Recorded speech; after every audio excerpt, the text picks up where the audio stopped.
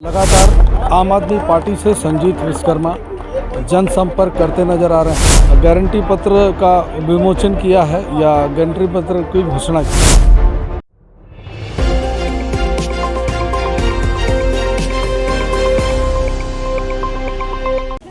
अभी हम दुर्ग ग्रामीण क्षेत्र के रिसामा ग्राम पंचायत में हैं।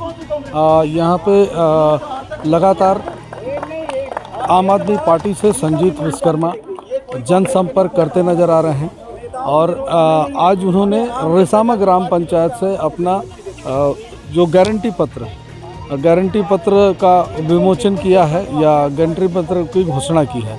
तो बहुत सारी चीज़ें हैं गारंटी पत्र में, जहां स्कूली बच्चों से लेकर बुज़ुर्गों तक की बात उन्होंने की है। अब और पूरी ताकत से वो मैदान में दिखाई दे रहे हैं। तो आइए हम बात करते हैं आम आदमी पार्टी से। आप अभी रिसामा गांव में हैं, जहां से आपने अभी घोषणा पत्र का उद्घाटन किया है। तो किन किन मुद्दों को घोषणा पत्र में रखा है? देखिए, जो दुर्ग ग्रामीण विधानसभा में विशेष और सबसे बड़ी समस्या थी कि जो शराब के ठेके की वजह से हर परिवार कहीं ना कहीं परेशान था। आपको बताएं, यहाँ पे ठेके खुलने की वजह से लोग परिवार में उनके खर्चों का जो एक मैनेजमेंट था वो कहीं ना कहीं ख़राब हो रहा था। तो इस बार दुर्ग ग्रामीण विधानसभा में शराब के ठेके नहीं खुलेंगे। जब शराब के ठेके नहीं खुलेंगे और दुर्ग ग्रामीण विधानसभा में नशे का कारोबार कम होगा तो निश्चित उसकी सुरक्षा की जवाबदारी भी हमें सुनिश्चित करनी होगी। तो उसकी जिम्मेदारी भी हमने यहाँ के आम मतदाताओं को, यहाँ के महिलाओं को दी हमने। उसके बहाने उन्हें रोजगार भी मिलेगा और वो सुरक्षा का भी काम करेंगी। तो वो 30-30 महिलाओं का समूह बनाकर इन्हें स्त्री महिला समूह के रूप में एक हर महीने 15,000 रुपये की सम्मान राशि दी जाएगी। और ये यहाँ पे उसकी सुरक्षा करेंगे कि इस गाँव में, इस मोहल्ले में एक भी शराब का कारोबार नहीं हो रहा है, एक भी नशे का कारोबार नहीं हो रहा है। चाहे वो नशीली दवाइयों के रूप में हो, चाहे वो शराब के रूप में हो, चाहे अवैध शराब बिक्री के रूप में। आपको बताना चाहता हूँ, शराब के ठेके तो नहीं खुलेंगे दुर्ग ग्रामीण में, यानी कि नहीं खुलेंगे। ये तो मेरी गारंटी है। जनता का अगर साथ होगा तो निश्चित एक भी ठेका यहाँ नहीं होगा। अगर ये लोग चाहेंगे तो खोलेंगे, लेकिन मेरी मर्जी नहीं है कि यहाँ पे खुले, क्योंकि यहाँ पे आधी आबादी महिलाओं की भी है। महिलाओं का सम्मान है, इनके भी मान सम्मान की बात है। इनकी सुरक्षा का ध्यान में रखते हुए जो रिहायशी क्षेत्रों में, ग्रामीण क्षेत्रों में जो शराब के ठेके खोले गए हैं उन्हें पूर्ण रूप से बंद किया जाएगा। जिसे जहाँ खोलना है वो खोले, लेकिन ग्रामीण विधानसभा में बिल्कुल नहीं खुलेगा।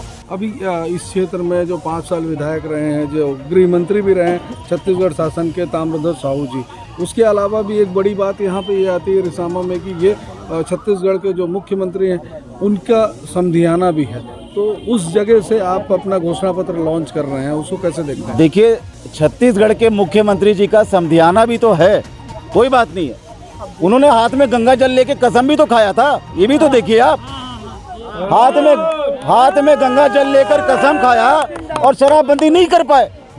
आम आदमी पार्टी की गारंटी है, आम आदमी पार्टी यहाँ पे शराब बंद करेगी, दुर्ग ग्रामीण में आने की बंद होगी।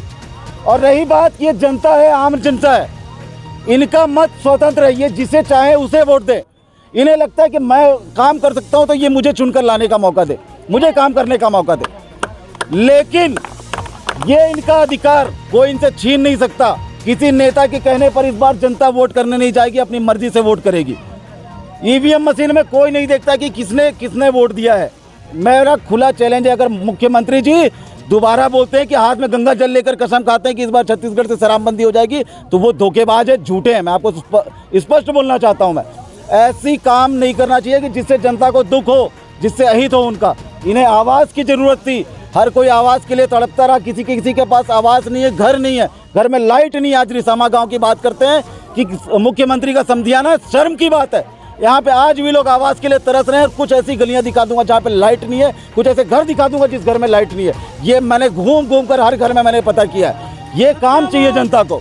अभी आपने घोषणा पत्र की बात की, घोषणा पत्र में जहाँ बड़े बुजुर्गों की बात की, वहीं बच्चों की भी बात की। तो क्या लगता है कि मौजूदा सरकार जो यहाँ रही है, क्या उसने इस दिशा में कोई काम नहीं किया? माफ़ी चाहूँगा, मैं सुन नहीं पाया। आपने घोषणा पत्र में बच्चों से लेकर बुजुर्गों तक की बात की है, उनके नज़दीक बैठ के उनकी समस्याओं को जाना है। उसके बाद आपने घोषणा पत्र में उसका उल्लेख किया है जी। क्या लगता है इन दिशाओं में मौजूदा सरकार काम नहीं की है? बिल्कुल, अगर किया होगा तो फिर इनके सामने मुझे इस तरह की गारंटी पत्र जारी करने की जरूरत ही नहीं पड़ती। आप लोगों का आवाज़ मिला क्या अभी तक? सभी को मिला आवाज़? सभी के घर में बिजली पहुंची है, सभी के स्ट्रीट में लाइट चल रही है, सभी के गांव में सड़कें बन गई, सभी की गलियां बन गई। तो फिर काम किया क्या उन्होंने? रही बात पेंशन की, तो यहाँ पे जितने बुजुर्ग हैं सबको पेंशन मिलता है क्या? नहीं मिला। इनको बहाना बनाया जाता है कि जनगणना सूची में नाम नहीं है। भैया जनगणना सूची में नाम नहीं है तो ये वोट देने कैसे आते हैं? वोटिंग लिस्ट में इनका नाम कहाँ से आ जाता है? हम कराएंगे, इनकी गारंटी है, हम इनको पेंशन दिलवाएंगे, हम इनको इनका अधिकार दिलाएंगे। इस बार अगर जनता ने मौका दिया निश्चित ही काम होगा। तो ये हमारे साथ है संजीत विश्वकर्मा जी, जो लगातार आम आदमी पार्टी से मैदान में उतरे हैं और पूरी ताकत से उतरे हैं। जिस तरीके से आम जन का कि यहाँ भीड़ देख रहे हैं आप, उसको देखकर ये लगता है कि कहीं ना कहीं आम आदमी पार्टी की ओर लोग आकर्षित होते दिखाई दे रहे हैं। अभी जिस तरीके से दिल्ली, जिस तरीके से पंजाब का विकास हुआ है, एक बार हो सकता है कि छत्तीसगढ़ में भी अगर जनता मौका देती है तो वो विकास छत्तीसगढ़ में भी देखने को मिलेगा। मैं सबका संदेश से शमशेर खान।